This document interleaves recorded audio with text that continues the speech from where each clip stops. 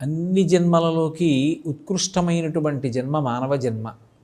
అటువంటి మనుష్య జన్మ భగవంతుణ్ణి పొందడానికి అత్యంత యోగ్యమైనటువంటి వ్యవస్థ కలిగినటువంటిది.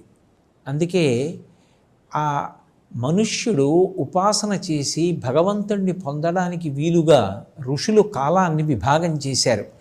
అలా విభాగం చేయబడినటువంటి కాలంలో రోజు, పక్షము, వారము, సంవత్సరము, ఆయనము, పగలు, రాత్రి, గంట, అరగంట, నిమిషము, యామము, ఇలా ఎన్నో విభాగాలు వచ్చాయి.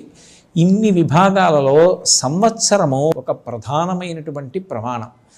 అటువంటి సంవత్సరం 365 రోజులతోటి 12 మాసములతోటి కూడి ఉంటుంది.